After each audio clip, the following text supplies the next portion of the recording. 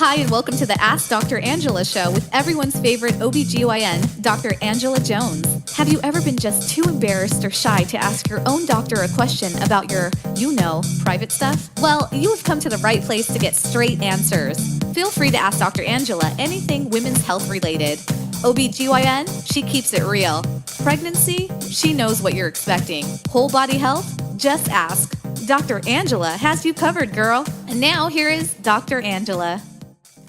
What's happening, people? This is Dr. Angela, everyone's self-proclaimed favorite OBGYN, and I would like to officially welcome you to episode 68 of the Ask Dr. Angela podcast. So I've got a really funny story to tell you. Now, well, you might not think it's funny. If nobody else cracks me up, I crack myself up, but I'll let you be the judge of that. So check this out.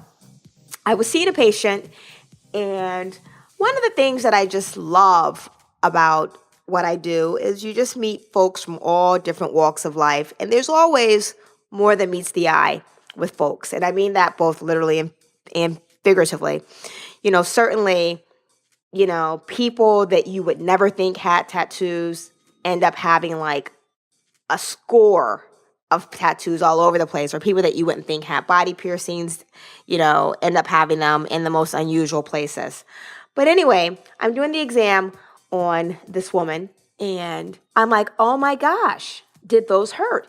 And she goes, oh, well, those aren't real. And I'm like, what do you mean those aren't real? How are those not real? How are those fake? And she says, well, Dr. Angela, I just have to tell you, my breasts are fake. They're implants. So I looked at her and I said, honey, I'm not talking about your implants. Stevie Wonder could see that your breasts are fake. I'm talking about the nipple piercings. I thought you were saying that those were fake. I mean, hello?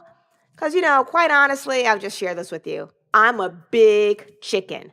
But, I think piercings are actually pretty cool. And if I could get beyond the pain part of it, I may have even entertained the possibility of one to whatever. But I'm a big chicken, so that would never work for me.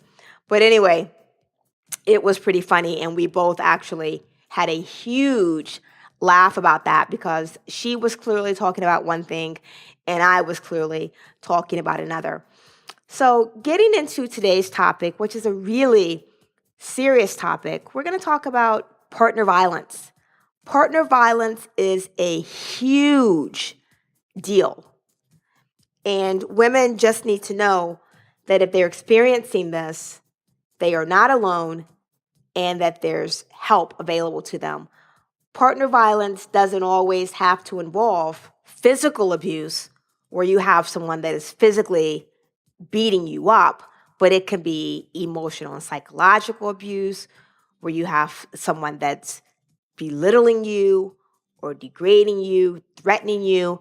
It can be sexual abuse, which is when you're being forced to have sex against your will. It can be in the form of someone controlling the finances, keeping you from your family and friends, and even go so far as controlling your reproductive rights or, preventing you from being on contraception. Sad, but so true. And the unfortunate thing about this is that this happens a lot more often than we realize. And so I like to use my platform as an OBGYN where I have a lot of time with women one-on-one to explore these things.